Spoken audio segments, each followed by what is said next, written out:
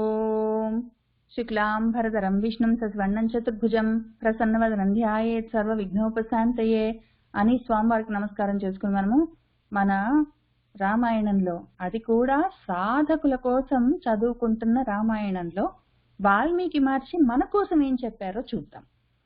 వాల్మీకి మహర్షి సాధకులమైన మన కోసము ఆయన ఏం చెప్తూ ఉన్నారో చూసుకుందాము. అయితే సాధకుల కోసం వేరేగా చెప్పారా, మామూలు మనుషుల కోసం వేరేగా చెప్పారా? సాధన లేని వాళ్ళకి ఒకటి సాధించాలి, ఆత్మ పదార్థాన్ని సాధించాలి అన్న పట్టుదలతో ఉన్నవాళ్ళు, వాళ్ళ కోసము దాని గురించి ఆశ లేదు, సిద్ధి కోసం, ఆత్మసిద్ధి కోసం ప్రయత్నం లేదు, కథ కోసం చదువుకుంటున్న వాళ్ళకు ఒకటి చెప్పారు. ఎన్ని రకాలుగా ఆయన చెప్పారంటే అవును చెప్పారు. అది ఇప్పుడే కొత్తగా మనకే ఫస్ట్ టైం అర్థమైందని కాదు, యాక్చువల్గా చాలా మంది తాపత్రయపడి ప్రయత్నం చేశారు. ఆధ్యాత్మిక రామాయణం అని కూడా రాశారు. ఆధ్యాత్మ మార్గంలో ఉన్న వాళ్ళకి, సాధకుల కోసం రామాయణాన్ని ఏ దృష్టితోటి చూడాలి అని కూడా చెప్పిన వారు ఉన్నారు. ఆ తర్వాత కూడా గుంటూరు శేషేంద్ర శర్మ గారేమో సుందరకాండని మొత్తము శ్రీ విద్యా పరంగా దాన్ని డీకోడింగ్ చేసి చూపించారు. ఆ రకంగా చాలా మంది దాంట్లో చూసుకున్నారు. ఎందుకు ఒక్కొక్కళ్ళకి ఒక్కొక్క విధంగా రామాయణం అర్థమవుతుంది అంటే, ఎవరి సాధన ఎక్కడుందో ఆ సమయంలో వాళ్ళకి ఏ విధంగా అర్థం కావాలో ఆ విధంగా అర్థమవుతూ ఉంటుంది. ఇప్పుడు సాధకులమైన మనకు ఏ విధంగా ఈ స్థితిలో, ఈ మనస్థితిలో, సాధనలో ఈ పరిస్థితిలో ఉన్న మనకు ఏ విధంగా అర్థం కావాలో ఆ విధంగా అర్థమవుతూ ఉన్నది. అసలు సాధన మొదలే పెట్టని వాళ్ళకి కథా వస్తువుగా అది కనిపిస్తూ ఉంటుంది. అయితే ఒకవేళ పదాలకి అర్థము అంతే ఉంటుంది, పదాలకి అర్థము పదార్థము కథ మాత్రంగానే ఉంటుంది సాధన లేని వాళ్ళకి. సాధనలో ముందుకు వెళ్తూ ఉన్న వాళ్ళకి ఆ పదాలకి అర్థము, అవే పదాలకి అర్థము పరమార్థంగా కనిపిస్తూ ఉంటుంది. మనము ఆ తాపత్రయం చేస్తున్నాము, ఆ తాపత్రయం పడుతున్నాము. ఎందుకు అంటే ఆ మార్గంలో ఉన్నాము. ఇందులో మనకేం తెలిసిందో మనం అది చూసుకుంటూ పోదాము. మనకి నడిపించేందుకు, మన మార్గంలో మనల్ని ముందుకు తీసుకుని వెళ్లేందుకు ఎంతో మంది గురువులు ఉన్నారు. వాల్మీకి మహర్షి చాలా తాపత్రయపడి రాసించారు. అయితే పోయిన వారం మనం ఏం చూసుకున్నామంటే, ఈ 24, 25 సర్గల్లో, 2 సర్గల్లో వ్యాహృతులున్నాయి, పైకి కిందికి దిగే ఎక్కే మెట్లున్నాయి అని చూసుకున్నాము. అందులో సత్యలోకం నుంచి తపోలోకము, తపోలోకం నుంచి జనలోకము, మహర్లోకానికి వచ్చిన తర్వాత మళ్ళీ ఇక్కడ స్వర్గలోకము, భూవర్లోకము, భూలోకము అని 7 వ్యాహృతులుగా కనిపిస్తున్నది అని అనుకుంటూ వెళ్ళాం మనము. అందులో ఈ రెండిటికి మధ్యలో గీత కొడుతున్నట్టు ఇక్కడ కరెక్ట్గా మహర్లోకం తర్వాత మన స్వర్గలోకం మొదలయ్యే కన్నా ముందు పెద్ద సంక్షోభము, పెద్ద శబ్దం వినిపిస్తున్నది. ఏంటండి అని మన రామచంద్రమూర్తి విశ్వామిత్ర మహర్షిని అడిగినట్టు చూపిస్తూ ఉంటుంది ఇక్కడ మనకి ఈ సర్గ. అందులో సంక్షోభం చూడండి. మహదాది, మహత్ అంటే వ్యాప్తి, వ్యాపిస్తూ ఉన్నది. ఆ తర్వాత అది భూతాదిగా పంచభూతాలతో ఉన్న విశ్వంగా తయారవుతూ ఉన్నది. పంచభూతాలుగా తయారవుతున్న విశ్వంలో మొట్టమొదట తయారైంది స్థూలంగా ఉన్న ఆకాశం. సూక్ష్మమైన ఆకాశం నుంచి స్థూలంగా ఉన్న ఆకాశం తయారవుతూ ఉంటుంది. అప్పుడు ఆకాశం వచ్చిందంటే మొట్టమొదట వచ్చేది శబ్దమే, నాదం వస్తుంది. కాబట్టి అని ఒక అర్థం ఉన్నది. ఇంకొకటి ఏమి అంటే అరూప రూపి అని, అరూపంగా ఉంటాయి. పైన మహర్లోకం వరకు కళ్ళకు కనిపించవు, అవి అవ్యక్తం కావు, అవి అవ్యక్తాలు, వ్యక్తం కాని రూపం లేని విషయాలు. అక్కడి నుంచి మళ్ళీ ఇక్కడికి వచ్చేసరికి, ఈ మహత్ నుంచి కిందికి వచ్చేసరికి భూతాది దగ్గరికి కనిపిస్తూ ఉంటాయి మనకి తారా గణాలు, నక్షత్ర గణాలు, గ్రహాలు, అంతరిక్షము, ఇవన్నీ మనకి కనిపిస్తూ ఉంటాయి. ఇంకా ఆ సమయంలో ఈ మహదాది అరూపరూపిగా మధ్యలో ఉంటుంది. పైన 3 అసలు కనిపించకుండా ఉంటాయి. సత్య తపోజన లోకాలు అవి రూపం లేకుండా ఉంటాయి, అరూపాలు. ఇవి ఈ మహదాది అరూపరూపి, కనిపించకుండా ఉంటుంది, తెలుస్తూ ఉంటుంది, తెలియకుండా ఉంటుంది. కిందివి ఇక్కడి నుంచి స్వర్గలోకం దగ్గర నుంచి మొత్తం అంతా ఆ వెలుగులు, సూర్యమండలము, ధ్రువ మండలము, నక్షత్రాలు అవన్నీ కనిపిస్తూ ఉంటాయి. అక్కడి నుంచి కిందికి వస్తూ ఉన్నాము. అక్కడికి వచ్చేసరికి సంక్షోభం స్టార్ట్ అవుతుంది తప్పనిసరి. ఎందుకు సంక్షోభం స్టార్ట్ అవుతుంది అంటే ద్వంద్వాలు స్టార్ట్ అవుతాయి. ఇక్కడి నుంచి కనిపించకుండా ఉన్నది మహదాది, అక్కడి నుంచి ఇక్కడ కనిపిస్తూ ఉండడం మొదలు పెట్టేసరికి అది లోకమైంది, కనిపిస్తూ ఉన్నది, ఆలోకం అయ్యింది. అది అంతకన్నా ముందు కనిపించకుండా ఉన్నది, అది నిరాలోకంగా. ఇప్పుడు కనిపించడం మొదలైంది అంటే ఇంక దానికి ద్వంద్వాలన్నీ మొదలవుతాయి. దానికి రాత్రి పగలు, చీకటి వెలుగు. ఇంకా దాని తర్వాత అక్కడి నుంచి అన్ని రకాల ద్వంద్వాలు ఉంటాయి. ఆ ద్వంద్వాలు ఉన్నాయంటే సంక్షోభాలు ఉంటాయి, అవి ఉన్నాయంటే ఇంకా సంసారం ఉంటుంది. ఆ రకంగా ప్రవర్తనలు ఉంటాయి, జన్మల పరంపరలు ఉంటాయి. ఇంకా ఈ రకంగా జరుగుతూ ఉంటుంది. దాన్ని చాలా క్లియర్ గా చెప్పారు. అందులో కిందికి వస్తూ ఉంటే ఏముంటుంది, ఇంకింతే మలము కరుషం ఉంటుంది. దాంతో పాటు వండుకోవడం తినడం ఉంటుంది. వండుకోవడం తింటూ ఈ పాక శాసనము, ఈ ఇంద్రియాలతో ఉన్న శరీరము పాక శాసనమై పాకాన్ని వడ్డిస్తూ ఉంటుంది.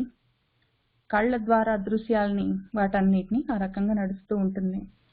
చాలా ముఖ్యమైన విషయము. ఇంకా తర్వాత దాన్ని అంతవరకు వచ్చామంటే కోరికలు బయలుదేరుతాయి. కోరికలు ఉన్నాయంటే మాత్రం ఇంకా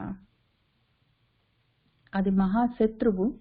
దాన్ని మనమే కష్టపడి ఏదో విధంగా మన సొంత శక్తితోటి, జ్ఞాన బలంతోటి ఆ కోరికని వదిలించుకోవలసి ఉంటుంది. లేకపోతే మాత్రం అది మనల్ని వదలదు, పాడు చేస్తుంది మొత్తము. అక్కడ ఆ వనంలో చేరి, వనం అంటే జన్మ అని కూడా అర్థం ఉంది.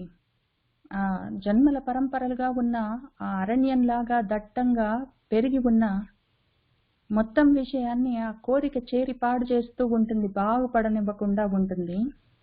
దాన్ని తప్పకుండా సంహరించవలసిందే అని చెప్పినప్పుడు మన రామచంద్రమూర్తి అడుగుతారు మన విశ్వామిత్ర మహర్షిని, ఆ తాటక అన్న ఆ కామానికి, తాటకం అంటే తాడ ఎత్తి బాధ పెడుతూ ఉంటుంది అని అర్థం. మనసుని బాధ పెడుతూ ఉండేది కోరిక.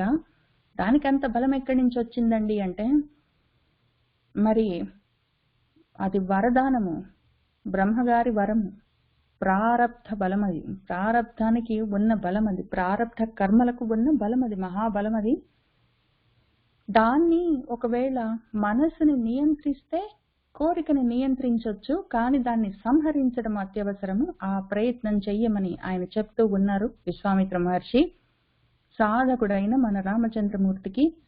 అప్పుడు సరే తప్పకుండా చేస్తాను అని రామచంద్రమూర్తి అన్నారు. ఆయనే చేయగలరు, ఎందుకంటే అరులను, శత్రువులని దమనం చేయగలిగిన వాడే ఆ పని చేయొచ్చు.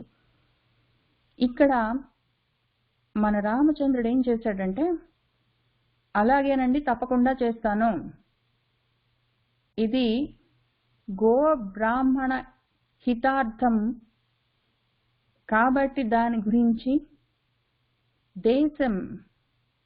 దేహం యొక్క సుఖం గురించి, ఈ అప్రమేయమైన తిరుగులేని మీ మాటని నేను తప్పకుండా నెరవేరుస్తాను అన్నారాయన. ధనుస్సుని, ఆయన చేతిలో ఉన్న కోదండాన్ని ఎత్తి పట్టుకున్నారు. ఆయన ముష్టి పిడికిటితో దాన్ని బంధించి, దానికి జా ఉన్నది నారి, దాన్ని లాగి వదిలేరు. ఆ నారిని గట్టిగా లాగి శబ్దం చేశారు అని పోయిన వారం చూసుకున్నాం. అది కొంచెం లోతుగా చూసుకుందాం. మన వాల్మీకి మహర్షి సాధకులైన మనకేం చెప్తున్నారో ఇందులో. మామూలుగా అయితే మహా అందగాడు, 13 ఏళ్ల పసివాడు, అప్పుడే టీనేజ్ లోకి వచ్చిన వాడు, చాలా ముద్దులలుగుతూ ఉన్నాడు. అందమైన కోదండాన్ని పట్టుకొని ఆయన నారి లాగుతూ ఉంటే ఇంకా అందమే అందం. కానీ ఇప్పుడు మనకి సాధకులకు కావలసిన విధంగా దాన్ని చూసుకుందాము. ధనుస్సు కోదండం, అది ఆ ఉత్త కోదండం కాదు, మనోరూపేక్షు కోదండం అది. మనోరూపం, మనస్సు అనే రూపంలో ఉన్న ఇక్షుకోదండము. ఇక్షు అంటే తీయటి రసాలని నింపుకుని ఉన్న చెరుకు గడ, దానితో చేసిన కోదండం. ఇంతకి తీయటి రకరకాల ఆలోచనలన్నింటినీ తయారు చేసేది, నింపుతూ ఉండేది మనసన్న ఆ కోదండము. ఆ మనస్సును పట్టుకున్నారు ఆయన. ఆ సాధకుడు మనసుని గట్టిగా పిడికిట్లో బంధించాడు. పిడికిట్లో దాన్ని, ఆ మనసుని మొత్తమే దాన్ని నిగ్రహించి, పైగా బంధాలున్నాయి దానికి, ఆ మనసుకి బంధాలున్నాయి, వాటిని లాగాడు పట్టుకొని. ఆ రకరకాల బంధాలు మనసుని కట్టేస్తాయి. అది కావాలి, ఇది కావాలి, అదొద్దు, ఇది వద్దు, ఇది ఇష్టం, అది ఇష్టం లేదు, ఇది నాది, అది నాది కాదు, ఇంకా కావాలి, ఎక్కువ కావాలి, వాడు మంచివాడు కాడు, వీడి మీద నా కోపము, అయ్యో నాకు భయము, ఇది వస్తుందో ఇది రాదో, వాడికి నాకన్నా ఎక్కువ ఉంది, ఉన్నది పోతుందో ఏమో అని ఎన్నో బంధాలు. ఇది నాది, ఇది నా ఇల్లు, ఇది నా కూతురు, అది నా కారు అని ఎన్నో బంధాలు. అటువంటి బంధాలు చాలా ఉంటాయి. పట్టుకొని ఒక్క లాగేసరికి పెద్ద శబ్దం చేసింది, మనసు బిలవిల్లాడింది. దానికి ఎంత ఏడుపు వస్తుందంటే, సాధన మార్గంలో మనం కొంత ముందుకు వెళ్ళడం, అసలు అప్పుడే స్టార్ట్ చేసామంటేనే ఇంకా అది విలవిల్లాడి ఏడుస్తుంది. అది మనసు వెనక్కి తీసుకొని వెళ్ళడానికి ప్రయత్నం చేస్తుంటుంది. నోటితోటి ఊరికినే కంటి తుడుపు చర్యలాగా, అంటే మోక్షం కావాలి, మోక్షం కోసమే ప్రయత్నం చేస్తున్నాను, అందరికీ అదే కదా కావాలి, ఆత్మశాంతి కావాలి, అసలు మనశ్శాంతి కోసం ప్రయత్నం చేస్తున్నానండి, నేను ఆధ్యాత్మిక సాధన మార్గంలో ఉన్నాను అని చాలా నోటితోటి అనిపిస్తుంటుంది ఆటోమేటిక్ గా. కానీ ఆ మాటలకి వేటికి వెనకాల అర్థం ఉండదు. ఎందుకు అంటే ఆ సాధన ఉండదు, అభ్యాసం ఉండదు, ఊరికినే మాటలుంటాయి. అట్లాంటి వాళ్ళకి అసలు ఇంకా దుఃఖం వస్తుంది. కానీ సాధనలో మన సాధకుడు ఇక్కడి దాకా వచ్చాడు. ఇక్కడి దాకా వచ్చిన ఆ సాధకుడిని కూడా ఏడిపిస్తుంది ఆ మనసు. ఆ మనస్సు విలవిల్లాడుతుంటే ఇంకా దాంట్లో ఉన్న కోరికలున్నాయి. ఆ తాటక అన్నది కోపం వచ్చి ఇంక చేతులు ఎత్తి పట్టుకొని ఆ రామం మీద, రామం అంటే ఏమి, విశ్వామిత్రంలో విశ్వామిత్రుడన్న సాధకుడిలో ఉన్న రామమన్న ఆ పరబ్రహ్మం కావాలి అని తపించిపోతున్న ఆలోచన, దానిపైకి పరిగెత్తుకుంటూ వచ్చింది దాన్ని తీసేయాలని. ఆ కోరిక వద్దు, ఆత్మారామత్వం అన్న ఆ స్థితి వద్దు, ఇంద్రియ లోలత్వం కావాలి, ఇంద్రియాలతో ఆనందంగా ఉండాలి అనే ఉంటుంది కోరికకి ఎప్పుడు ఆలోచన. ప్రకృతి వైపుకి, ప్రపంచం వైపుకి నడిపిస్తుంటుంది. ఆ ఇంద్రియ లోలత్వం వద్దు, ఆత్మారామత్వం కావాలి అంటే దానికి నచ్చదు ప్రకృతికి.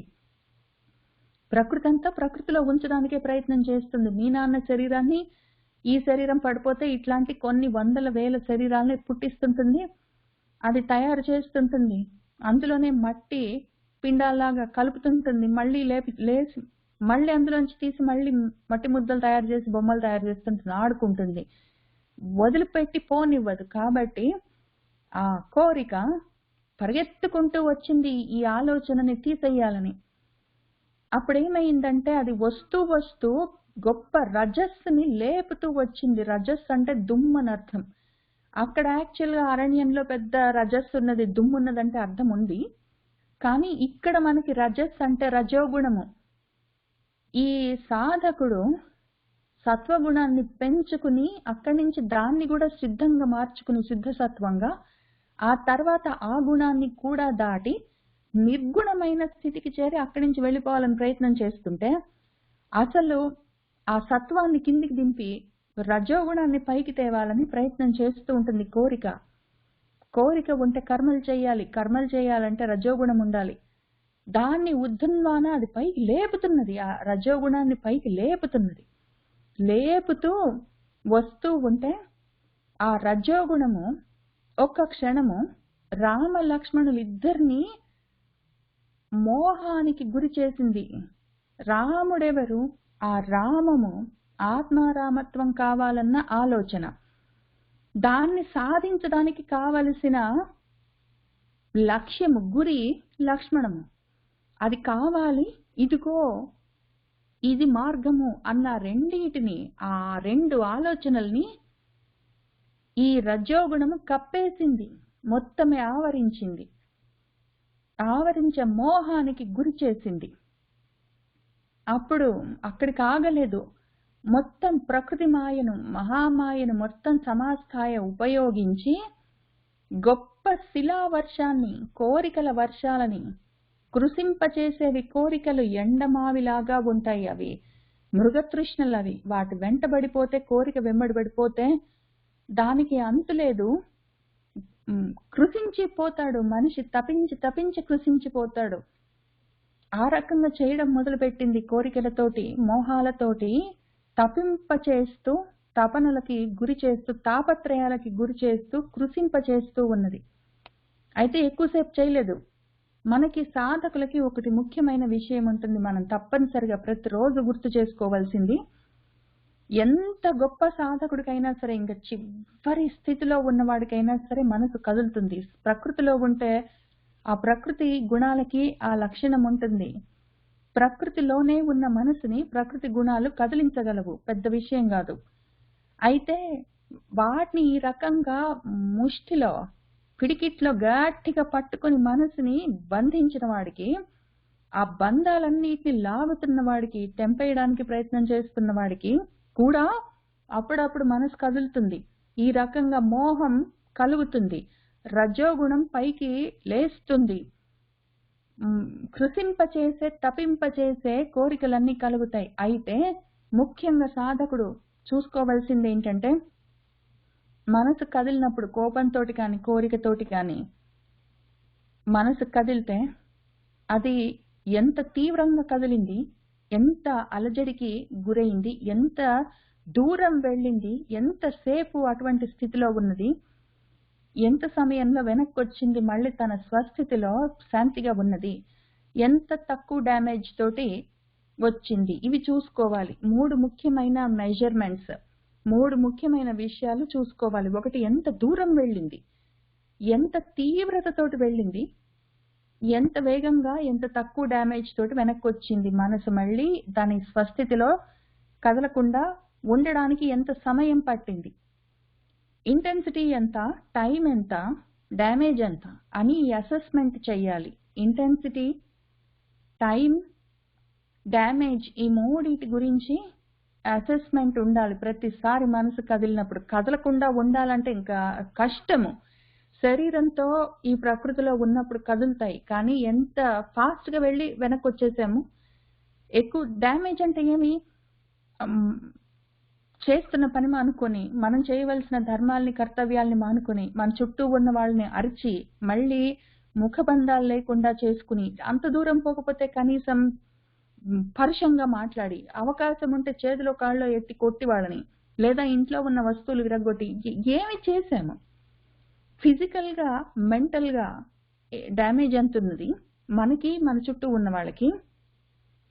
ఎంతసేపు జరిగింది? 1 గంటలో వెనక్కి వచ్చావా, 1 రోజులో వెనక్కి వచ్చావా, 1 వారం పట్టిందా, 1 సంవత్సరం పట్టిందా? దాన్ని బట్టి సాధనలో నువ్వు ఎంత దూరం ఉన్నావో తెలుస్తుంది నీకే. ఇవి యాక్చువల్ గా మనల్ని మనము చూసుకోవడానికి, సాధనలో ఎంత ముందుకు వెళ్ళామని చూసుకోవడానికి ముఖ్యంగా పనికొచ్చే యార్డ్ స్టిక్స్ ఇవన్నీ, కొలబద్దలు. ఇక్కడ మన సాధకుడు, ఈ సాధకుడు మనసుని గట్టిగా బంధించేసరికి, మనసుని కదలకుండా ఆపేస్తే, అందులో ఉన్న ఆ కోరిక, ఆ కామము విజృంభించింది, ఆ రజోగుణాన్ని పైకి లేపింది. కొంతసేపు వ్యామోహం కలిగింది, కానీ వెంటనే 1 ముహూర్తం పాటు, 1 ముహూర్తం అంతే. ఈలోగా అదేం చేసిందంటే, రకరకాల ఆశలన్నీ కల్పించడానికి ప్రయత్నం చేస్తే, అటువంటి శిలావర్షాన్ని, అటువంటి కోరికల వర్షాన్ని, ఉద్ధృతంగా వస్తున్న కర్మలను, పనులు చెయ్యాలి అన్న రజోగుణంతో కూడిన విషయాలను కూడా ఆ రాఘవం అంటే వేగం ఉన్నవాడని అర్థం. వేగం ఉండాలి, ఫాస్ట్, స్పీడ్ ఉండాలి. ఒకవేళ కోరిక మనల్ని కదిలిస్తుంటే ముందు అది చెప్పినట్టు చేసి ఎప్పటికో మళ్ళీ వెనక్కి వచ్చి మన స్వస్థితిలో ఉండడం కాదు, స్పీడ్గా మళ్ళీ వెనక్కి రావాలి. కాబట్టి రాఘవం అంటే వేగం అని అర్థము. వేగంగా శరవర్షాలు కురిపించి ఏమి చేశాడంటే ఉపధావంత్య దగ్గరికి పరిగెత్తుకుంటూ వస్తున్న ఆ తాటక బాధ పెడుతూ ఉన్న కోరిక కామరూపంలో ఉన్న దాన్ని యొక్క కరాలను చేతులను ఆయన చిచ్చేదా తెంపేశాడు. చేతులని మన తాటక యొక్క చేతులని ఆయన తెగ కోసాడు అని అక్కడుంది. ఇక్కడ తాటక అంటే కోరిక మనకు ఆల్రెడీ తెలుసు, బాధ పెడుతూ ఉన్న కోరిక. ఆ కోరిక యొక్క కర్మ అని చెప్పాడు. కర్మ అది కర్మ. దానికి ఆ కర్మకు ఉన్న, ఎందుకంటే కోరిక ఉన్నదంటే కర్మలుంటాయి. ఒక కోరిక తీరాలి అంటే దానికి ఆ కోరిక తీరడానికి చాలా పనులు చేయవలసి ఉంటుంది. దాన్ని కోరికను తీర్చుకోవడానికి దాని చుట్టూ అసలు ముందు మనసులో కోరిక కలిగింది. ఆ కోరికను యాక్చువల్ గా ఎగ్జిక్యూట్ చేద్దామన్న కర్మని ఆయన కోసేశాడు. దానికి ఒక సంకల్పం ఉంటుంది, ఇది కావాలి అని ఉంటుంది. ఆశ ఉన్నది అంటే ఒక సంకల్పం ముందు ఉంటుంది.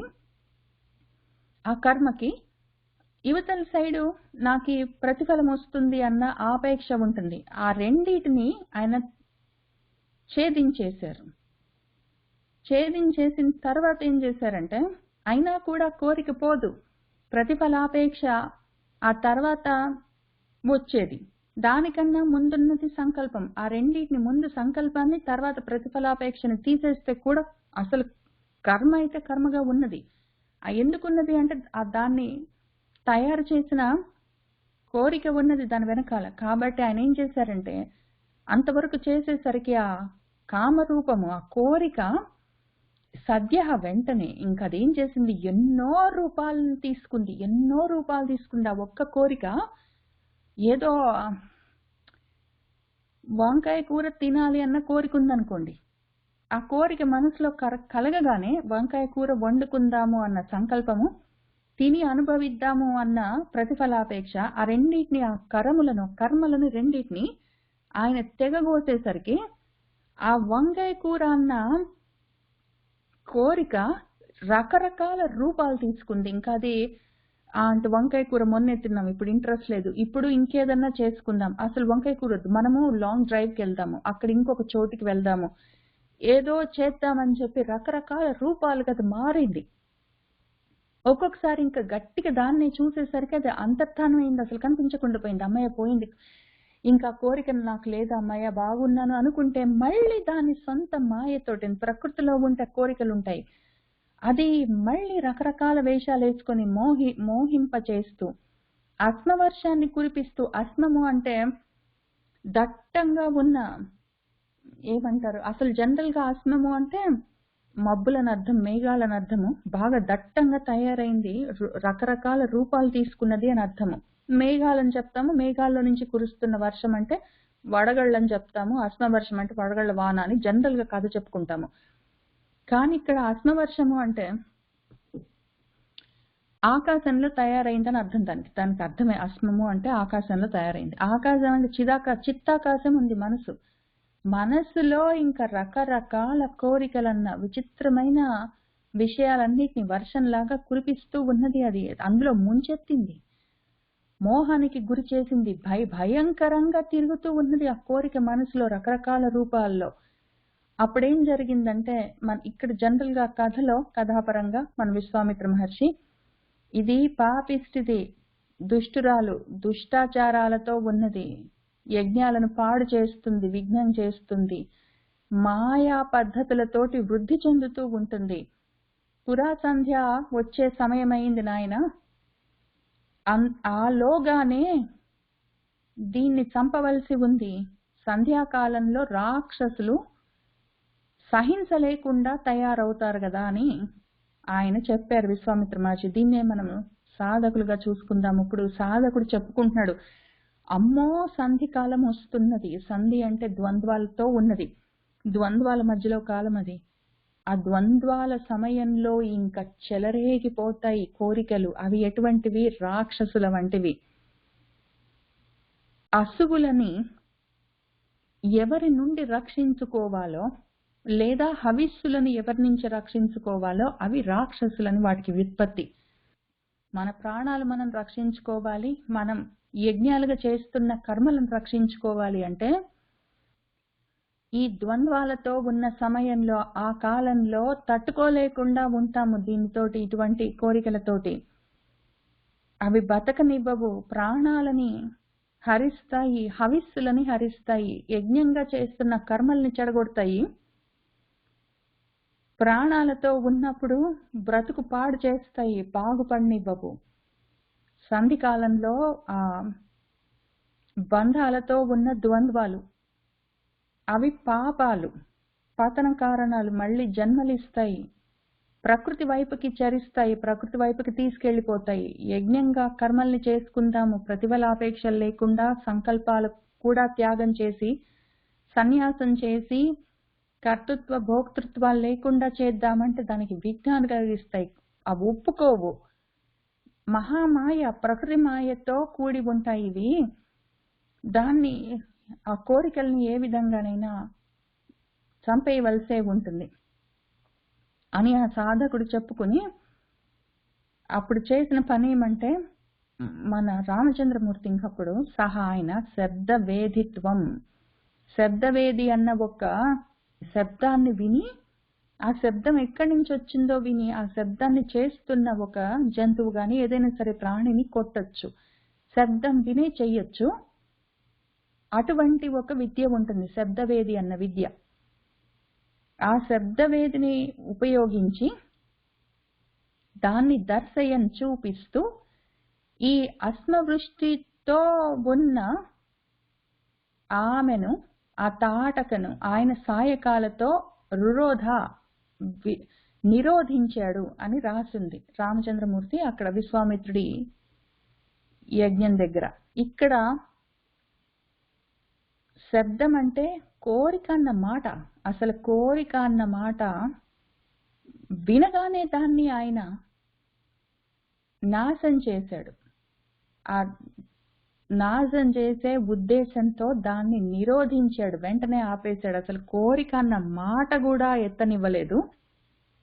అయితే అసనిలాగా, అసనిపాతం అంటే పిడుగులాగా వేగంగా పరాక్రమంతో వచ్చి ఆపతంతి మీద పడిపోతున్న ఆ తాటక మీద ఆయన బాణంతో, ఆ తాటక పైన ఆయన ఒక బాణాన్ని ఉపయోగించేసరికి దానితో ఆ ఉరసి ఆమె వక్షస్థలము బద్దలైంది అని రాసింది. ఇక్కడ ఆయన ఎక్కడ చేశారు ఇది? ఉరస్సులోనే, ఇదంతా మనస్సులోనే చేశారు ఆయన. శరం అంటే నాశనం చేసేది, శృణాతి హినస్తి అంతని హానం చేసేది. ఆ కోరికని, కోరిక అన్న శబ్ద, కోరికకున్న కర్మలు, కోరిక ఉంటే కర్మలు చేయవలసి ఉంటుంది, ముందు ఆ కర్మల్ని తీసేశారు. ఆ కోరిక ఉన్నది, అది రకరకాల రూపాలతో వస్తూ ఉన్నది, మీద పడిపోతుంటే ఆ కోరికని ఏం చేశారు ఆయన? అసలు ఆ మాట, కోరిక అన్న మాట రాకుండా దాన్ని కంట్రోల్ చేశారు. అయినా కూడా అది మీద పడిపోతున్నది కోరిక ఎన్నో రూపాలుగా. అప్పుడు ఆయన ఏం చేశారంటే మనసులోనే, ఆ ఉరస్సులోనే దాన్ని చంపేశారు. అది ఇంకా అప్పుడు ఏం చేసిందంటే పపాత కింద పడ్డది, మమార చచ్చిపోయింది, ఇంక లేదు. ఇదే ప్రయత్నం ఇంతకన్నా ముందు ఇంకా కొంతమంది సాధకులు కూడా ప్రయత్నం చేశారు. అగస్త్యుల వారు, ఆయన అగస్త్య అని అగన్లాగా, పర్వతంలాగా స్థిరంగా నిలబడ్డవాడు కూడా ఆపగలిగాడు అంతవరకే, దాన్ని చంపేయలేకపోయాడు. అంతకన్నా ముందు అక్కడ స్థాణువు అని సిద్ధాశ్రమంలో అంతకన్నా ముందున్నవాడు కాముడు వెంటబడితే అక్కడక్కడ తిరిగి బాధ పెట్టడానికి ప్రయత్నం చేస్తే ఆ కాముణ్ణి, ఆ స్థాణువుగా మనసుని నిశ్చలంగా స్థిరంగా నిలబెట్టిన వాడు కూడా ఆ కామాన్ని దహించేశాడు. కానీ అది మొత్తం శరీరం కాలిపోయినా కూడా అశరీరంగా ఉండిపోయింది, బీజ రూపంలో ఉన్నది, అది మళ్ళీ బయలుదేరుతున్నది. ఇక్కడ దాకా వచ్చేసరికి ఈ సాధకుడు ఏం చేశాడంటే, అసలు ముందు కోరిక ఉన్నది అంటే దాని వెనకాల దాంతో పాటు కర్మలు ఉంటాయి, కర్మలు ఆపేశాడు. కోరిక ఇంకా దాన్ని అట్లా ఊరుకుంటే కర్మలు లేవు కదా ఇంకా పర్వాలేదులే అని అనుకోకుండా ఆ కోరికను ఏం చేశాడు, అసలు ఆ మాట కూడా రాకుండా చేశాడు. అసలు ఆ మాట శబ్దం కూడా లేకుండా చేశాడు. అయినా అది నిశ్శబ్దంగా కూడా కోరిక మీద పడిపోతుంటే మనసులో ఆ భావనను కూడా ఒక కోరిక ఉన్నది అంటే అది కర్మగా బయటపడుతుంది. ఫిజికల్‌గా స్థూలంగా బయటపడుతుంది. అయితే బయట పడకుండా దాన్ని స్థూలంగా ఫిజికల్‌గా బయట పడకుండా కర్మయే లేకుండా దాన్ని ఆపేస్తే అది లోపల ఉండిపోయింది. ఆ ఉన్నది మనసులో కదులుతూ ఉన్నది భావనగా. ఆ భావనకి ఏదో ఒక శబ్దం, అక్షరాలన్న రూపం మనసులో ఉంటుంది. బయట ఒకవేళ ఏం చేయకపోయినా గూడా మనసులో ఏదో నేను ఇండియాకెళ్ళాలి, ఏదో సీతాఫలం పండు తినాలి, లేకపోతే ఎవరితోటో మాట్లాడాలి, ఏదో గొప్ప పెయింటింగ్ వేయాలి, దాన్నందరూ మెచ్చుకోవాలి. ఇట్లాంటివన్నీ నిజంగా యాక్షన్‌లోకి రాలేదు. సీతాఫలం పండు నాకిప్పుడు తినాలనున్నా యాక్షన్ తోటి నేను వెళ్ళి ఇప్పుడు ఫ్లైట్ టికెట్ కొనుక్కొని ఇండియా దాకెళ్ళి అవైతే చేయట్లేదు. అప్పుడు అదేమైంది కర్మలు లేకుండా ఇక్కడ ఆపేశాను నేను. కరవు అని ఆయన దానికి కర్మను తీసేశారు. ఆ రకంగా నేను దాన్ని కంట్రోల్ చేయొచ్చు. అప్పుడేమవుతుంది మనసులో ఉంటుందది. తిన్నట్టే ఊహించుకోవడం అటువంటివన్నీ ఉంటాయి. అప్పుడేం చేశారు ఆయన దాన్ని కూడా నిరోధించారు. నిరోధిస్తే కూడా అది ఆ భావన ఒకవేళ యాక్చువల్‌గా మనసులో మాటలాగా లేకపోయినా కూడా భావనగా ఉన్నది క్వైట్‌గా. ఆ భావన కూడా మళ్ళీ బయటికి రావచ్చు. ఇంక దాన్ని అక్కడే మొత్తమే లేకుండా అసల ఆలోచనతో సహా లేకుండా మొత్తం తీసేశారాయన. అంతవరకు చెయ్యాలి అంటే రామం కావాలి. ఆ రామం ఒక్కటే అది చేయగలదు. ఇంత లెవెల్‌లో కోరికని అసలు ఎన్ని లెవెల్స్‌లో అది లేకుండా చెయ్యాలి అంటే. ఇక్కడ చాలా క్లియర్‌గా ఒక కోరిక ఎన్ని ట్రాన్స్‌ఫర్మేషన్స్ తోటి ఉంటుంది. దాన్ని మళ్ళీ రోల్ బ్యాక్ చేసి అసలు లేకుండా చేయాలంటే ఎన్ని చేయాలని చాలా క్లియర్‌గా చెప్పారు మన వాల్మీకి మహర్షి, మన గురువుగారు. ఒక కోరిక ఉందంటే ఆ కోరిక ఒక సంకల్పం అవుతుంది. మన మనసులో కదులుతుంది.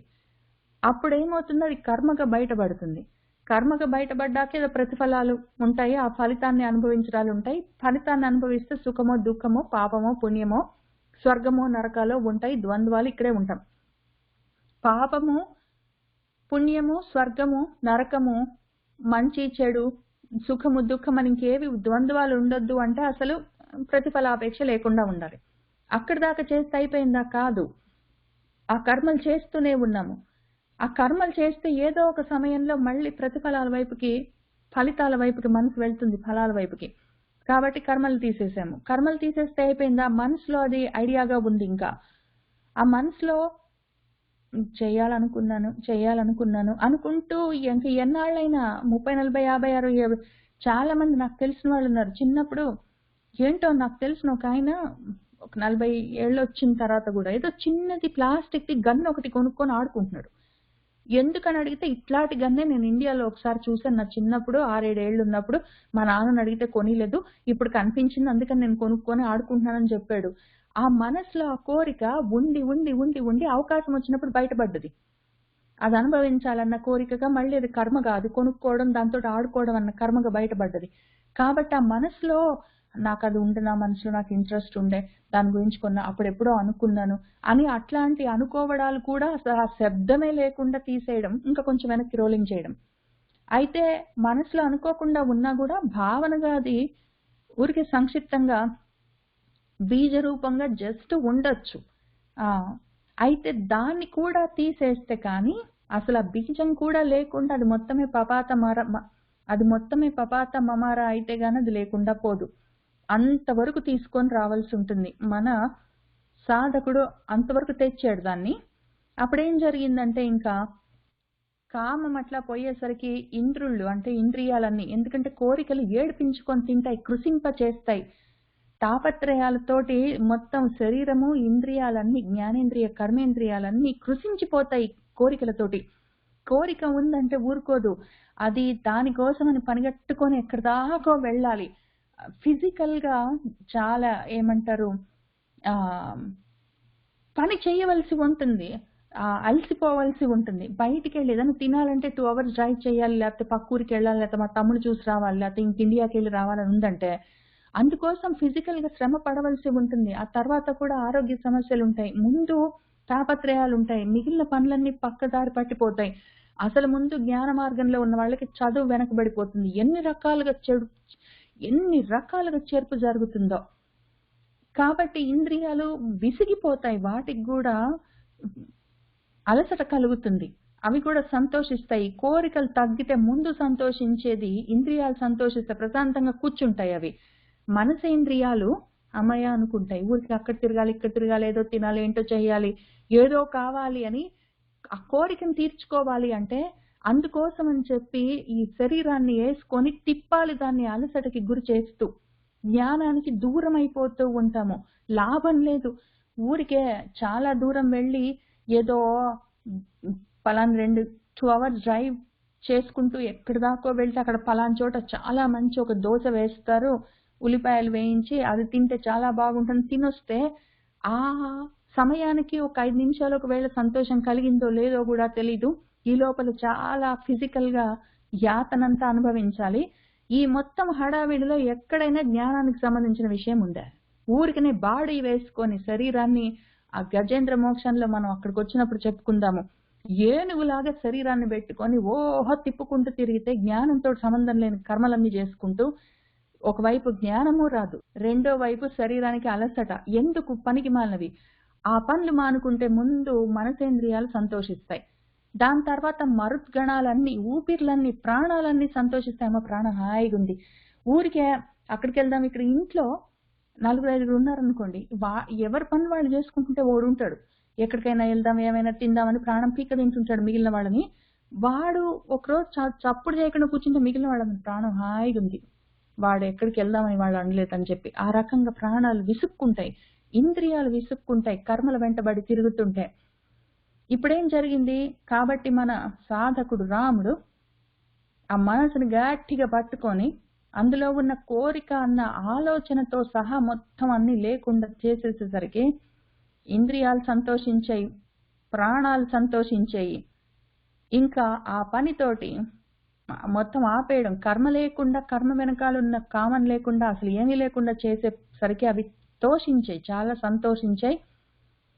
ఇంకా అవేం చెప్తున్నాయి అంటే, మన ఇంకొక సాధకుడు, మన యాక్చువల్ సాధకుడు విశ్వామిత్రుడు, ఆయనతో రాఘవుడికి నీ స్నేహాన్ని దర్శయ చూపించు.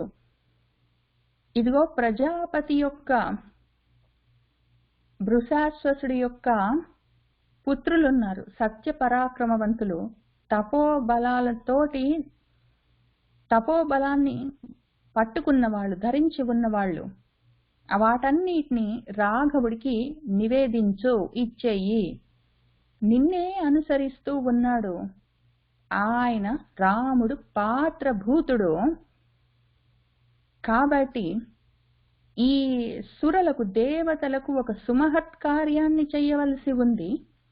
ఆ పాత్రత, ఆ యోగ్యత కలిగిన ఆ రాముడికి ఈ తపోబలంతో తెచ్చుకున్న వాటన్నిటిని ఇచ్చేయి అని ఆ ఇంద్రియాలు, ప్రాణాలు ఆ సాధకుడికి చెప్తే అప్పుడు సరేనా ఆయన చేస్తాడు. ఇక్కడ ఏం జరిగిందంటే, పాత్రభూతం అని మాట కనిపించింది, ఎంత ముఖ్యమైనదో. పాత్ర, రామచంద్రమూర్తి అన్నది పాత్ర. ఆ పాత్రత ఉంటేనే, ఆ యోగ్యత ఉంటేనే ఏదైనా జరిగేది. ఈ పాత్ర ఉంది కదా, రామచంద్రుడు అన్న ఒక పాత్ర ఉంది. అది 2 రకాల పాత్రలు చెప్తాను, మనసులో పెట్టుకోండి, ప్రతిదానికి అన్వయం చేసుకొని చూసుకోండి కలుస్తుందా లేదా అని. అవకాశం ఉన్నప్పుడల్లా ట్రై చేయండి, ఆ పాత్ర కనిపించినప్పుడల్లా. ఇప్పుడు మీనా ఉన్నదనుకోండి, మీనా అన్న ఈ శరీరము ఒక పాత్ర, ఏదో కప్ అనుకోండి, కప్లో ఏదో టీ పోసుకొని, కాఫీ పోసుకొని, పాలు, మంచినీళ్ళు ఏవో పోసుకొని తాగుతున్నారు అనుకోండి. ఆ పాలు, మంచినీళ్ళు ఏవో, అది సారము. ఆ సారం ఎక్కడ ఉంటుంది? పాత్రలో ఉంటుంది. మీనా అన్న పాత్రలోనే ఈ జ్ఞాన సారము, లేకపోతే ఈ ఆలోచనల సారం ఏదైనా ఒకటి ఉంటుంది. ఆ పాత్ర లేకుండా ఆ సారం ఉండడం కష్టము. ఆ నారం ఉండాలి అంటే పాత్ర ఉండాలి. కాబట్టి మీనా అన్న పాత్ర ఉన్నది. ఆ పాత్ర ఒకవేళ అశుద్ధంగా ఉన్నదనుకోండి, ఇది కప్పు బాగలేదనుకోండి, సరిగ్గా క్లీన్ చేయలేదనుకోండి, అందులో పాలు గాని నీళ్లు గాని పోసి ఎవరికైనా ఇస్తామా? మనమైనా తాగుతామా? తాగం కదా. అశుద్ధమైన పాత్ర పనికిరాదు. క్లీన్ గా, శుద్ధంగా ఉన్న పాత్రలోనే ఏదైనా ఒక వస్తువుని పెట్టుకుంటాం. కాబట్టి మీనా అన్న పాత్ర దాంట్లో ఉన్న ఇంకొక పాత్ర, ఆ పాత్రలో పాత్ర మనసు. ఆ పాత్రకి ఒకవేళ పాత్రత ఉందనుకోండి, పాత్రత అంటే ఆ పాత్రని వాడేందుకు దానికి అవకాశం ఉన్నది, అర్హత ఉన్నదని అర్థం, యోగ్యత ఉన్నదని అర్థం. అటువంటి పాత్రభూతమైన మనసుకే కావలసిన జ్ఞానము కలుగుతుంది. ఆ పాత్రత లేకపోతే కుదరదు. ఇంకొక పాత్ర చెప్తాను చూడండి. ఇప్పటికే 2 పాత్రలు చెప్పాను. ఒకటి మీనా అన్న పాత్ర, మనసు అన్న పాత్ర. అందులో పాత్రత సిద్ధమై ఉంటే దాన్ని పట్టుకోవడానికి ఉపయోగకరంగా ఉండే పరిస్థితి. ఇప్పుడు 3వ పాత్ర చూడండి. క్యారెక్టర్స్ అంటాం కదా, ఆ పాత్ర పోషించాడు, ఈ సినిమాలో ఈ పాత్ర పోషించాడు, ఆ నాటకంలో ఆ పాత్ర పోషించాడు అన్న పాత్రలు ఉంటాయి. మీనా అన్న పాత్ర, ఒక పాత్రని నేను పోషిస్తున్నాను ఇందులో. ఈ సమయంలో, ఈ దేశకాల పరిస్థితుల్లో నేను ఏ పని చేయడం కోసం ఈ పాత్రను తీసుకొని వచ్చానో, మీనా అన్న పాత్రని, ఆ కప్పుని తీసుకొని వచ్చాను. ఈ చదువు చెప్పడం, ఉద్యోగం చేయడం, నా కూతురిని చూసుకోవడం లాంటి పాత్ర ఒకటి క్యారెక్టర్ ఉంది, దాన్ని పోషిస్తున్నాను. ఇటువంటి పాత్రలన్నీ, రకరకాల పాత్రలు కలిగి ఉన్న వాడికే కావలసిన జ్ఞానం కలుగుతుంది, నెక్స్ట్ స్టెప్కి వెళ్ళొచ్చు. అటువంటి పాత్రత కలిగిన వాడికి ఇవన్నీ చేయవలసి ఉంటుంది. అటువంటి పాత్రత ఉన్నవాడు సురలకు కావలసిన ఒక సుమహత్ కార్యాన్ని చెయ్యొచ్చు.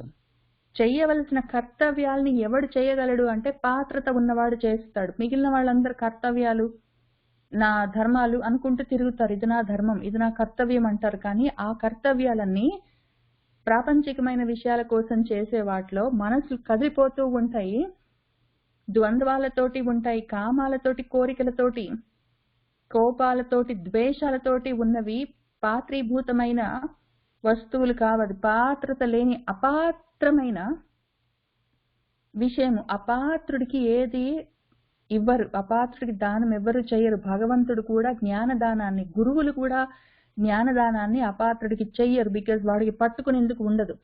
మనసులు కదులుతున్నాయి, శుద్ధి లేదు అంటే ఆ పాత్ర పనికిరాదు. పనికిరాని అశుద్ధమైన కోరికలతోటి, కోపాలతోటి తల్లడిల్లిపోతున్న మనసన్న పాత్రల్ని పట్టుకొని ఆ గిన్నెల్ని మీరు ఎక్కడికి వెళ్ళినా సరే, భగవద్గీత దగ్గరికి వెళ్ళండి, భాగవతం దగ్గరికి వెళ్ళండి, భారతం, రామాయణం, ఎక్కడికి వెళ్ళినా సరే పాత్రత లేదు, మనసుకి శుద్ధత లేదంటే, దానికి పట్టుకోవడానికి అవకాశం లేదంటే అందులో ఎవరు ఏమి పెట్టరు, పగిలిపోతాయి, చెడిపోతాయి. అందులో ఒకవేళ జ్ఞానం అన్న సారాన్ని అందులో పెడితే కూడా ఆ జ్ఞానం కూడా పాడైపోతుంది, పగిలిపోతుంది, అందులో పెడితే చెడిపోతుంది, విషపూయిష్టమైతుంది, అది పనికిరాదు. భగవదర్పణంగా చేయవలసిన కర్తవ్యాలకి అటువంటి అపాత్రతతో ఉన్న అయోగ్యమైన, అశుద్ధమైన మనసులు పనికిరావు. చిత్తశుద్ధి లేకుండా భగవంతుడి దగ్గరికి వెళ్ళి కూర్చోవాలంటే ముందు భయపడాలి. చిత్తశుద్ధి ఉంటేనే, కోరికలతోటి, కోపాలతోటి మనసు కదలకుండా ఉన్నప్పుడే భగవంతుడి దగ్గరికి వెళ్ళాలి. గుడికి వెళ్ళి కూడా వాణి వీణి విసుకుంటూ, కసురుకుంటూ, తిట్టుకుంటూ, మొహం మార్చుకొని, రుసరుసలాడుకుంటూ వెళ్తే అటువంటి అశుద్ధమైన పనికి రాని పాత్రను పట్టుకొని భగవంతుడి దగ్గరికి వెళ్తే కూడా ఆయన కూడా ఏమి ఇవ్వలేడు. ఒకవేళ అందులో పెట్టినా అవి పాడైపోతాయి, చెడిపోతాయి. సరే, మనకున్న సాధకులు అటువంటి వారు కాదు కాబట్టి అప్పుడు ఏం జరిగిందంటే, అంత దూరం వచ్చేసరికి ఇంకా ఆ వనం ఉన్నది కదా, అంతవరకు భయంకరమైన ఈ కామాలతోటి, కామ రూపంలో ఉన్న కోరికలన్నీ బాధ పెడుతుంటే ఆ తాడనాన్ని, ఆ తాటకాన్ని తట్టుకుంటూ ఉన్న మొత్తం అడవంతా, ఇప్పుడు ఏం జరిగింది, ఆ శాపము మళ్ళీ, పాపము, శాపము, దోషము, పాపము అన్ని ఒకటే అర్థము. కల్మషము, కిల్బిషము, శాపము, పాపము, దోషము అని రకరకాలుగా పిలుస్తారు. అవేమి అంటే కోరిక. కోరిక ఉంది అంటే చాలు కోపంతో సహా అన్ని వచ్చేస్తాయి. ఇంకా అదే పెద్ద పాపం. అది ఆ పాపము ముక్తమైంది ఫస్ట్. ఇంకా అది మోక్షాలు మనకు అంచెలంచెలుగా ఉంటాయి. ఇక్కడ మళ్ళీ ఆ మొత్తం శరీరానికి, ఇప్పుడు ఆ రథం ఉన్నది కదా, చైత్ర రథము, చిత్రమైన రథము, మీనా అన్న రథము, అదంతా ఆ కోపం, తాపం పోయేసరికి, ఆ శాపం పోయేసరికి, అది ముక్తమయ్యేసరికి అమ్మయ్య అని ఊపిరి పీల్చుకుంది. అది ఎంత సంతోషంగా ఉంది అంటే ఇంకా శరీరం కోపాలతోటి తల్లడిల్లట్లేదు, ఆ మనస్సు కోరికలతోటి ఊగిపోవట్లేదు, శాంతితోటి ఉన్నదది. ఇప్పుడది రమణీయమై విపభ్రాజ, రమణీయంగా ప్రకాశిస్తూ ఉన్నది అది వెలుగులతో అని చెప్పారు మన వాల్మీకి మహర్షి. రమణీయం అంటే రమించడానికి రెడీగా ఉన్నది, ఇప్పుడు ఆత్మారామత్వానికి రెడీగా ఉన్నది. కోరికలతోటి కోపాలతోటి తల్లడిల్లుతున్న అంతవరకు అది అశుద్ధంగా ఉన్న చిత్తము రమించడానికి, ఆత్మారామత్వానికి పనికిరాదు. అది ఇంద్రియ లోలత్వాలతో ఉంటుంది, అది కృషించిపోతూ ఉంటుంది, అది బాధపడుతుంది, శరీరాన్ని కృషింపజేస్తుంటుంది. ఆ కృషించిపోయిన శరీరము నశించిపోతే మళ్ళీ జన్మెత్తుతుంటుంది, ఇంకా ఆ పనిలో ఉంటుంది. ఇప్పుడు ఈ శరీరం అట్లాంటిది కాదు, ఇది రమించడానికి రెడీ అవుతూ ఉన్నది. ఇప్పుడు ఎందుకున్నది, ఎందుకు దానికి ఆ యోగ్యత కలిగిందంటే పాత్రత ఉన్నది. పాత్రత ఎందుకు కలిగిందంటే పాత్ర శుద్ధమైంది, ఆ చిత్తము శుద్ధమైంది. ఎట్లా శుద్ధమైందంటే కోరికను మొత్తం చంపేయడం వల్ల జరిగింది అని చెప్పి, ఆ తర్వాత మన గురుగారు ఏం చెప్తున్నారంటే, మన వాల్మీకి మహర్షి గురుగారు మనకు చెప్తున్నారు, విశ్వామిత్ర మహర్షి రామచంద్రమూర్తికి చెప్తున్నారు, ఆయన శిష్యుడికి. పైగా ఇక్కడ విశ్వామిత్ర మహర్షి రామచంద్రమూర్తికి చెప్తున్న ఈ సన్నివేశంలో, ఇక్కడ మళ్ళీ విశ్వామిత్ర మహర్షి సాధకుడు, రామచంద్రమూర్తి పరబ్రహ్మం. ఆ పరబ్రహ్మానికి మొత్తం అన్ని తీసుకొని వెళ్ళి ఇచ్చేస్తున్నారు. ఇంకెందుకు కర్మలు లేవు, కర్మల వెనకాలన్న కోరిక లేదు, మొత్తం అంతా మాయమైపోయింది, ఇంక లేకుండా పోయింది మొత్తం. అసలు ఏ మాత్రం కోరిక అన్నది ఏ రకంగా కూడా అది బీజ రూపంలో లేదు, అది ఊరికే సంకల్ప రూపంలో లేదు, అది క్రియా రూపంలో అసలు లేదు. అసలు లేకుండా పోయేసరికి ఇంకా కోరికే లేకపోతే కర్మలు ఉండవు, ఇంకా దానికి కావలసిన ఉపాధులు ఎందుకు, అస్త్రాలు ఉపాధులు అవసరం లేదు. కాబట్టి ఇంకా మొత్తం అన్ని ఎక్కడెక్కడి నుంచి వచ్చినవన్నీ, శరీరంలో ఉన్న సామాన్లన్నీ శరీరంతో సహా అంతా మొత్తం అన్నిటిని చుట్టజుట్టి భగవదర్పణంగా నువ్వే ఉంచుకో, నాకు ఇంకా అవసరం లేదు, నాకు కోరికలు లేవు, మొత్తం పోయినాయి.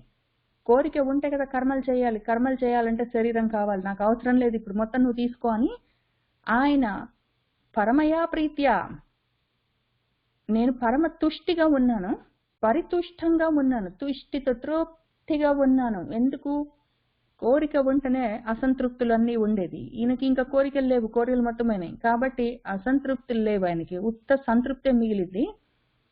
పరమ తృప్తితోటి, తుష్టితోటి, పరమ ప్రీతితోటి మొత్తం అస్త్రాలన్నీ నీకు ఇస్తున్న పట్టు అని బ్రహ్మార్పణంగా ఇస్తున్నారు ఆయన. ఇంక ఈ అస్త్రాలు మనం అప్పుడు చూసుకున్న దండచక్రం, ధర్మచక్రం, కాలచక్రం అని, ఇవన్నీ ఈ చక్రాలన్నీ ఏమి చక్రం గిరిగిరా తిరిగే శిక్షణలు, ట్రైనింగ్స్, లేదా వాటిని కంట్రోల్ చేసుకుంటూ ఉండడాలు. తర్వాత ధర్మాలు, నా కర్మలు, కాలం రాత్రి పగలుగా ద్వంద్వాలుగా తిరుగుతూ ఉంటుంది, నన్ను తిప్పుతూ ఉంటుంది చట్రంలో పెట్టి. వ్యాపిస్తూ ఉన్న నా వాకులు, నా ఆలోచనలు, నా జ్ఞానము, కాళ్ళతోటి కూడా స్థూలంగా కూడా ఇక్కడి నుంచి అక్కడి దాకా నడుస్తుంటే మరి నేను వ్యాపిస్తూ ఉన్నట్టే. స్థూలంగా ఫిజికల్ బాడీ తోటి ఈ రూమ్ లో నుంచి ఆ రూమ్ లోకి, ఇక్కడి నుంచి ఏదో కెనడాకి, అక్కడి నుంచి ఇండియాకి, ఎక్కడి నుంచో దగ్గర నుంచి ఓ చోటు నుంచి ఓ చోటికి ఫిజికల్ గా కాళ్ళతోటి నేను ప్రయాణం చేస్తాను, ఫ్లైట్ లెక్కో వాటిలెక్కో, అదొక రకం వ్యాప్తి. లేదా వాక్కుగా ఇప్పుడు ఇక్కడ కూర్చున్నాను, మీ దాకా వ్యాప్తి చెందాను, ఆలోచనగా వ్యాప్తి, జ్ఞానంగా వ్యాప్తి.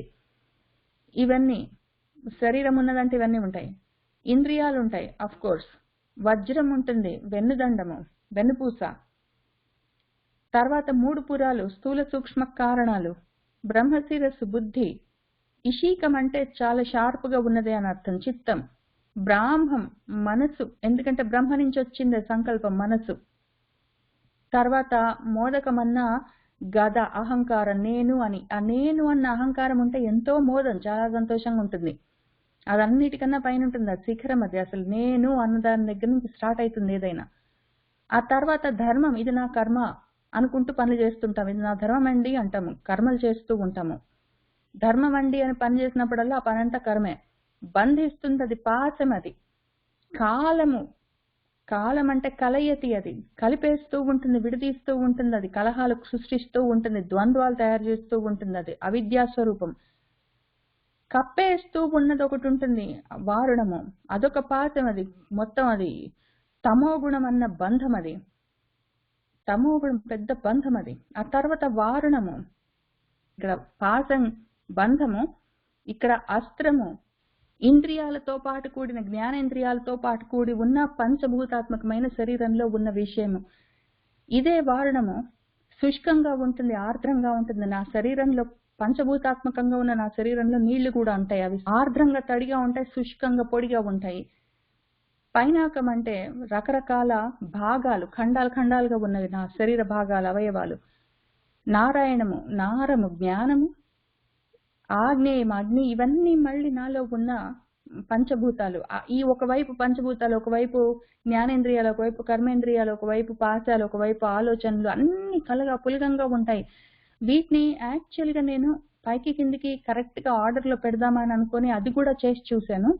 కానీ తర్వాత ఆలోచించుకొని అవసరం లేదు, మొత్తం మూటంతా చుట్టబెట్టి ఇంద్రియాల్ని, జ్ఞానేంద్రియాల్ని, కర్మేంద్రియాల్ని, మనసుని, చిత్తాన్ని, బుద్ధిని, అహంకారాన్ని, కోరికల్ని, ఆలోచనల్ని, ఆశల్ని, అన్నిటినీ, పంచభూతాల్ని ఏవేవి ఉన్నాయో అన్ని తీసుకొని వచ్చి ఆయన పరబ్రహ్మానికి బ్రహ్మార్పణంగా అర్పిస్తూ ఉన్నారు. కాబట్టి ఇంకా ఆ శ్లోకాలు ఎట్లా ఉన్నాయో అట్లనే నేను రాసుకుంటూ వెళ్ళాను, ఇంకా పైకి కిందికి మార్చకుండా. సరే, ప్రధానమన్నా గాలి, అగ్ని, ఆగ్నేయమన్నా అగ్ని. హయశిరము, హయం అంటే గమన శక్తి, కాళ్లకున్న శక్తి, కర్మేంద్రియాల్లో ఉన్న కాళ్ళు. తర్వాత వక్రంగా వెళ్లే భావాలు, పక్కకు వెళ్లే ఆలోచనలన్నీ, శక్తులు, ప్రకృతి వికృతులు, ఈ అస్థిపంజరాలు, కపాలాలు, ఈ పుష్టి కోసం కావలసిన వస్తువులు, శబ్దాలు, శబ్దం చేయడానికి కావలసిన నోరు మొదలైన పరికరాలు, విద్యను ధరించే పరికరాలు, ఉపకరణాలు, ఎన్నో రకాల టూల్స్ అన్నీ ఉంటాయి శరీరం నిండా. కొన్ని నిద్రపుచ్చే ఉంటాయి, ప్రస్వాపనాలు. కొన్ని నిద్ర లేపే ఉంటాయి, ప్రసవనాలు.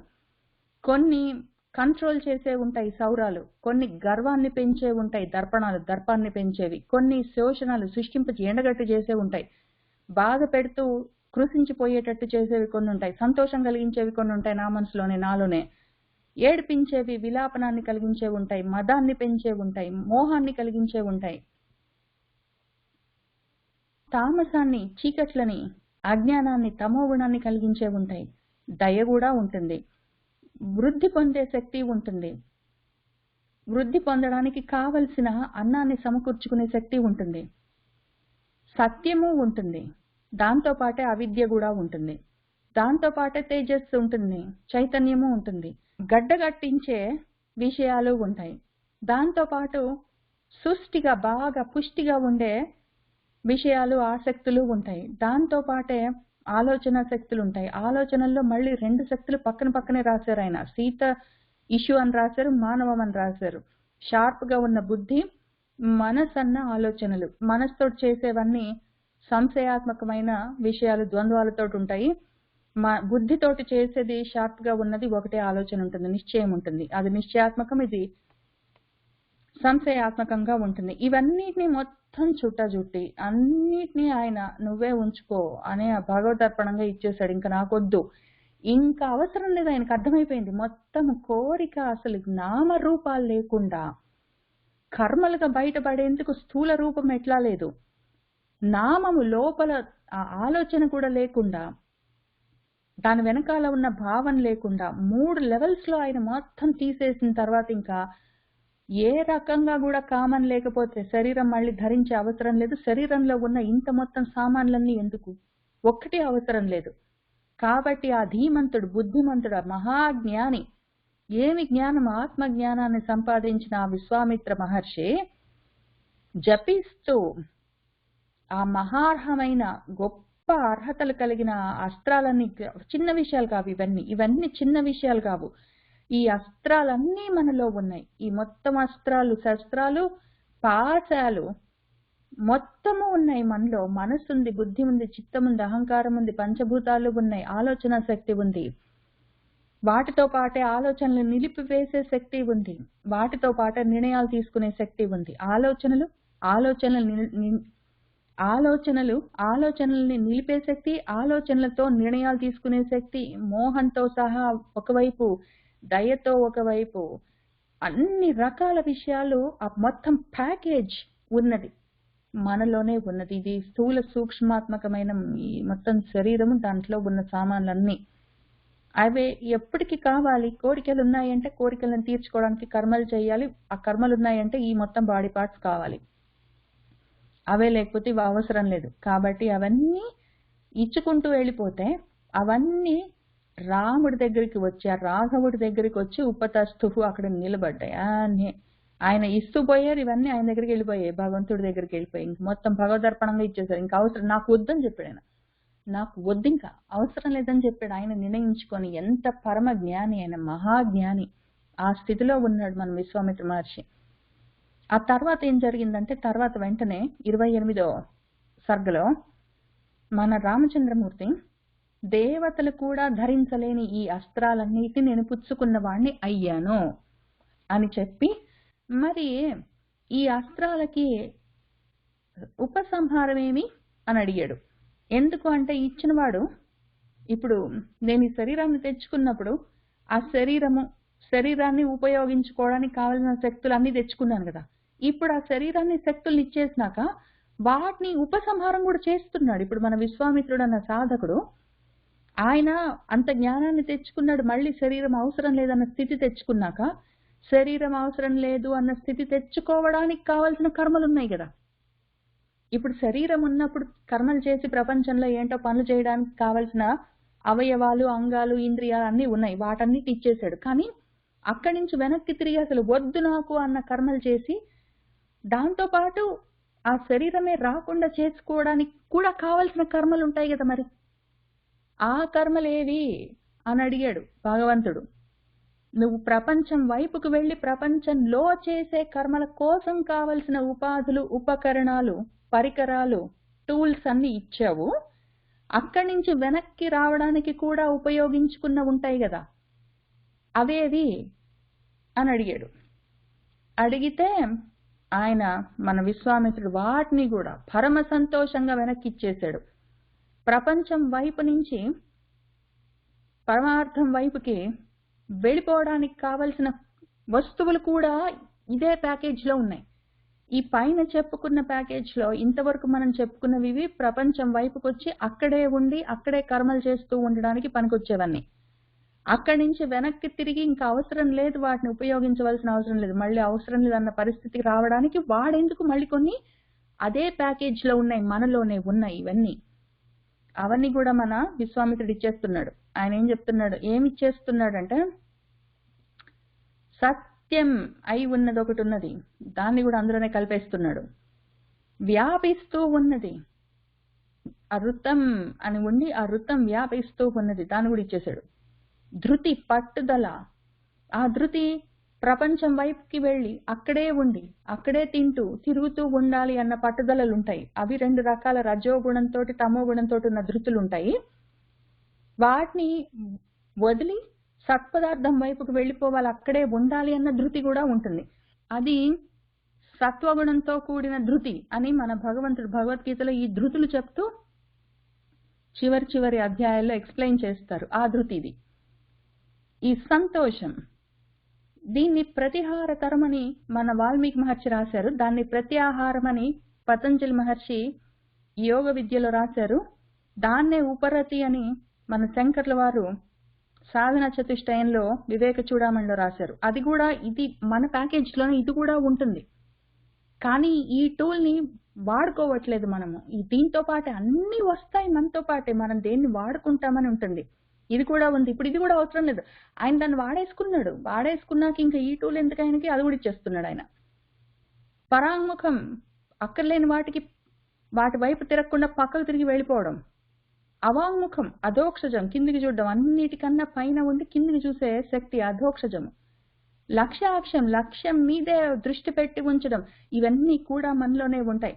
ఎంతసేపటికి అన్నం వండుకుందామా, తిందామా, పని చేద్దామా, మోహంతో ఉందామా, కోరికలతోటి ఉందామా, ఆలోచనలన్నీ చేద్దామా, ధృతితోటి ఒక నిర్ణయం తీసుకుందామా, అవి ప్రపంచం వైపుకి కావాల్సినవే కాదు.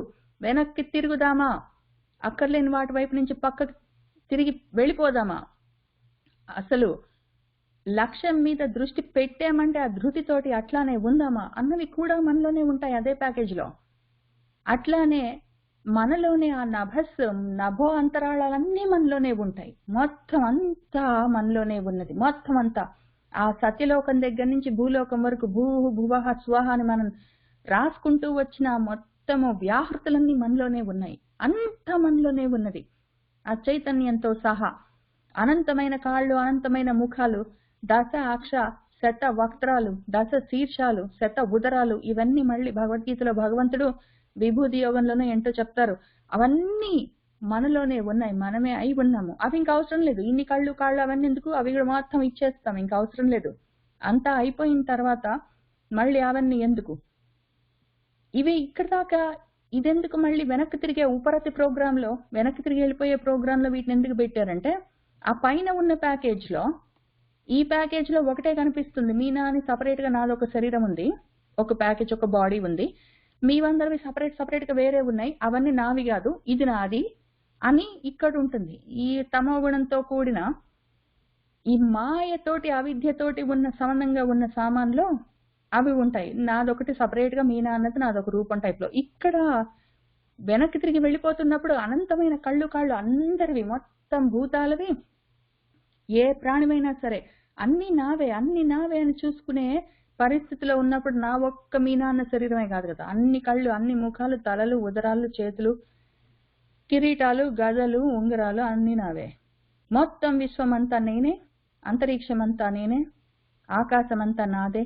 అక్కడి నుంచి వచ్చిన నాదాలు, ప్రకాశాలు, స్థూలాలు, సూక్ష్మాలు మొత్తం అన్ని నావే. వాటికి కావలసిన వైరాగ్యం కూడా, వైరాగ్యం అన్న బటన్ కూడా, ఆ ఉపకరణం, ఆ టూల్ కూడా ఇదే ప్యాకేజీలో ఉంది. వాడుకొని విప్పు చూసుకుంటే కనిపిస్తుంది. ఎంతసేపటికి ఫస్ట్ ప్యాకేజ్ ఓపెన్ చేసుకొని ఆ ఫస్ట్ ప్యాకేజీలో ఫస్ట్ అందులో ఏముందో వాటిని బయటకు తీస్తాం, వాటిని వాడుకుంటాం. ఇంకా ఉన్నాయి వెనక్కి తిరిగి వెళ్ళడమో, అక్కర్లేని వాటి వైపు నుంచి పక్కకు తిరిగి వెళ్ళిపోవడమో, అన్నిటికీ పైన ఉండి కిందికి చూడడము, లాంటివన్నీ చాలా ఉన్నాయి. వాటికి కావలసిన వైరాగ్యం మొదలైన టూల్స్ అన్నీ ఉన్నాయి. యుగంధరాలు, యుగాలను, ద్వంద్వాలను ధరించే శక్తి, వాటిని హరించే శక్తి రెండూ ఉన్నాయి. ఈ దైత్యము, దితి అంటే ముక్కలుగా ఖండాలుగా ఉండడము, అటువంటి ముక్కలుగా ఉండడం అంతా ద్వంద్వాలు. వాటిని ప్రశమనము, ఉపశమనం చేసే శక్తి కూడా ఇదే బాడీలో ఉంది, మీనా అన్న టూల్లో ఉంది. వాడుకుంటే ఓపెన్ చేసుకోగలిగితే అర్చి మొత్తం తపింపచేసే తపస్సు అంతా అందులోనే ఉంది. ఆ ధృతి ఉంది అందులో, ఆ వృత్తులున్నాయి. కావలసిన అటువైపుకి వెనక్కి తిరగాలి అన్న ఆలోచనలు కూడా అందులోనే ఉన్నాయి. బయట నుంచి వస్తాయి ఇవన్నీ. నేను చెప్పాను కాబట్టి వచ్చిందా, భగవద్గీతలో చదివాం కాబట్టి వచ్చిందా, రామాయణంలో తెలుస్తుంది కాబట్టి వచ్చి. ఇప్పుడు రామాయణం, ఇదే రామాయణం ఇట్లానే చదువుకుంటే ఇవన్నీ ఏవో టిప్కి అని బాణాలు, చిన్న పాశాలు, చిన్న గదలు, చిన్న కత్తులు, అవన్నీ ఏవో కత్తులు, బాణాలు, గదలు, అవన్నీ చక్రాలు, అవన్నీ ఇచ్చాడు విశ్వామిత్ర మహర్షి. అవన్నీ రకరకాల రూపాల్లో గిరిగిరా తిరుగుతూ అవన్నీ వచ్చి రామచంద్రమూర్తి పక్కన బాగా గొప్పగా నిలబడ్డాయని సినిమాల్లో చూపించుకుంటాం. అదెప్పుడు అర్థమవుతుంది? ఇది ఇక్కడే ఉన్నవని, నాలోనే ఉన్నాయన్న వృత్తి, ఆ ఆలోచన నేను ఇంకా అన్ప్యాక్ చేయలేదు. ఆ సూట్ కేసు తెచ్చుకున్నాను కానీ అన్ప్యాక్ చేయలేదు అనుకోండి, ఆ వృత్తి నాలోనే ఉన్నదని తెలీదు. ఇప్పుడు మనకి ఎందుకు తెలుస్తుంది ఆ వృత్తి మానంటే ఆ వృత్తులన్నీ నాలోనే ఉన్నాయి, ఆలోచనలన్నీ నాలోనే ఉన్నాయి అని నాకు ఎందుకు తెలిసిన? అన్ప్యాక్ చేసుకున్నాం కాబట్టి. అన్ప్యాక్ చేసుకోవాలన్న వృత్తి, ఆలోచన కూడా ఇదే ప్యాకేజీలో ఉంటుంది. బయట వాళ్ళు చెప్తే బయట నుంచి అర్థమయ్యేది, లోపల నుంచి వస్తుంది. వెలుగులన్నీ నాలోనే ఉన్నాయి, రక్షణ నాలోనే ఉంది, ప్రొటెక్షన్ నాలోనే ఉంది, అన్నిటి పక్కకి తోసేసే శక్తి నాలోనే ఉంది. విధూతము, అవధూతము. అవధూతం అంటే కిందికి తోసేయడం, విధూతం అంటే ఇంక విధులించి తోసేయడం, అక్కర్లేనివన్నిటిని, కర్మలన్నిటిని అకర్మలుగా చేసుకునే శక్తులన్నీ నాలోనే ఉన్నాయి. అన్ప్యాక్ చేసి ఓపెన్ చేసి చూసుకోవాలి. ఆ ప్యాకేజీలోనే ప్రతి వాళ్ళకి, మీరందరికీ ప్రతి ప్యాకేజీలో ఈ మొత్తం కోడ్ అంతా ఉంది. ఆ ప్రోగ్రామ్ రన్ చేయాలంతే, ఉందని చూసుకొని. కరవీర కరాలు, కర్తవ్యాలు ఉంటాయి. ఏ కర్తవ్యము ప్రకృతి వైపు, ప్రపంచం వైపు కర్తవ్యం కాదు. నేనన్న నా స్వస్వరూపాన్ని తెలుసుకోవాలన్న కర్తవ్యం, నా ధర్మం. దాన్ని, ఆ ధర్మాన్ని, ఆ కర్తవ్యాన్ని, కర్మని పాలించి పోషించే శక్తి కూడా నాలోనే ఉంటుంది, బయట నుంచి రాదు. ఒకటి చెప్తే రాదు, ఆ ధైర్యం, ఆ బలం, ఆ శక్తి ఎక్కడి నుంచో రాదు, నాలోనే ఉంది ఆ ప్యాకేజ్ లోనే.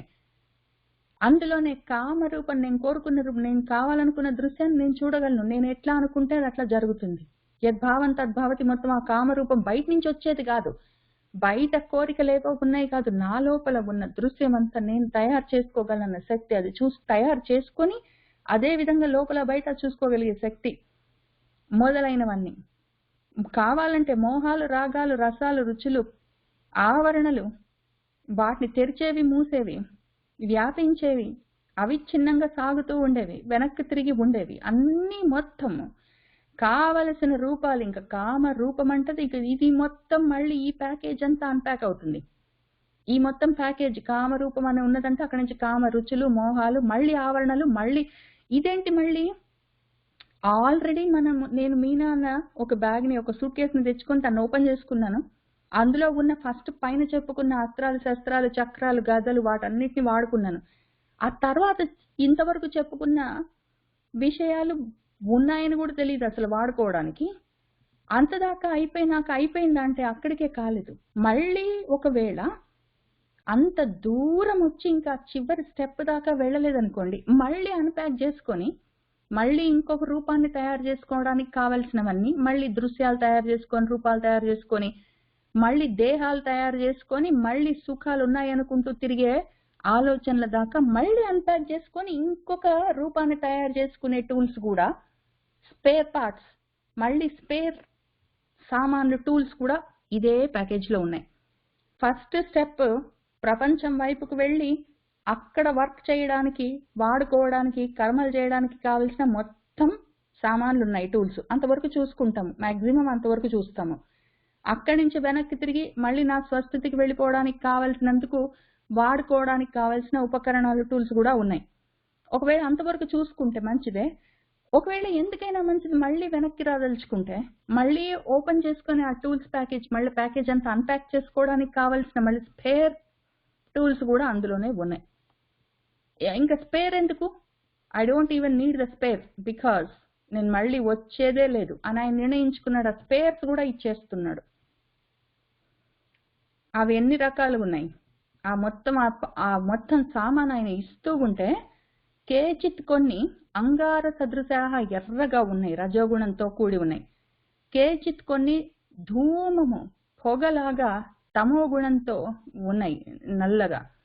కొన్ని కేచిత్ చంద్ర అర్క సదృశాలు, చంద్రుల్లాగా, సూర్యుల్లాగా స్వయం ప్రకాశకత్వ లక్షణంతో, సత్వగుణంతో ఉన్నవి ఉన్నాయి. ఈ తమో రజో సత్వగుణాలతో కూడిన అన్ని రకాల గుణాలు, లక్షణాలు, సామగ్రి మొత్తము స్పేర్గా ఉన్నవి కూడా అన్ని కలిపి ఆయన చుట్టి భగవదర్పణంగా ఇచ్చేశాడు. ఇంకా వాడే ఉద్దేశం లేదు ఆయనకి అని చెప్పుకొని మనము ఇవాళకి ఇక్కడికి ఆపుదాము. ఆ తర్వాత ఏం జరిగిందో వచ్చే వారం కలిసి చూసుకుందాము. శుభం భూయాత్.